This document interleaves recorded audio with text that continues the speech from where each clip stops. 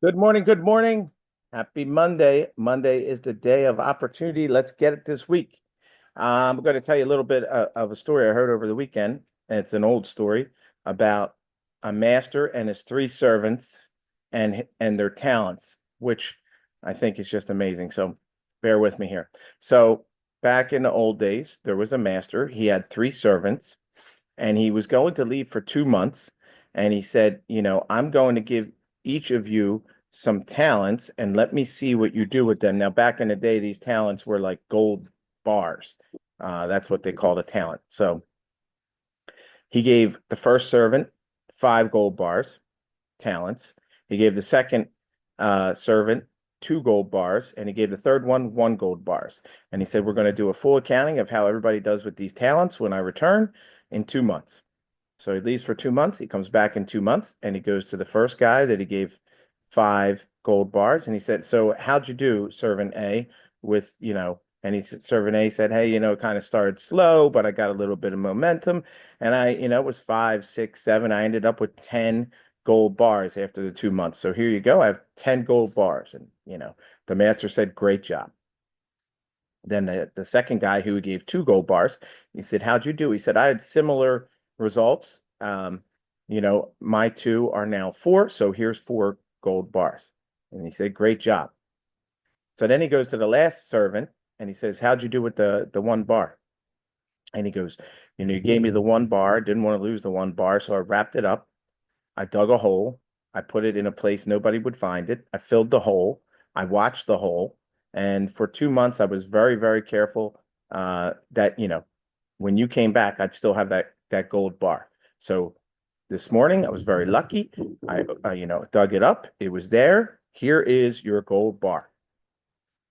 And the master said, okay, give your gold bar to servant A because you don't deserve a gold bar or a talent. And the lesson in the story, a couple lessons, is that if you don't use your talents, you forfeit them. And if you are hoarding whatever you have, there's no way that it's going to multiply.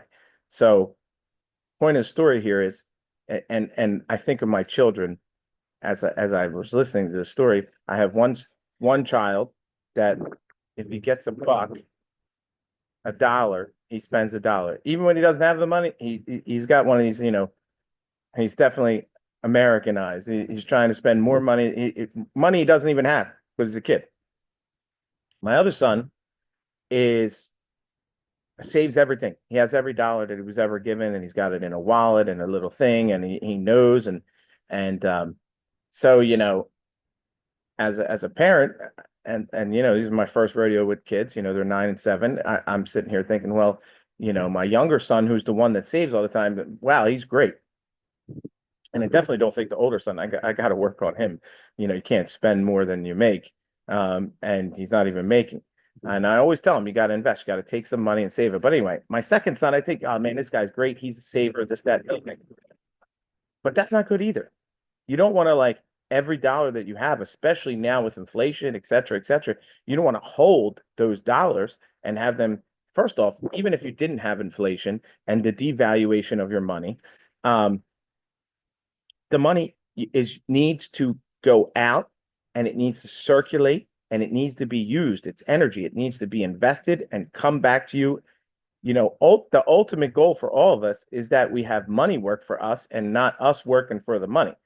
And so it gave me a little bit of a lesson. I need to, I'm very proud of 7-year-old son and how he saves, but he needs to start learning to invest.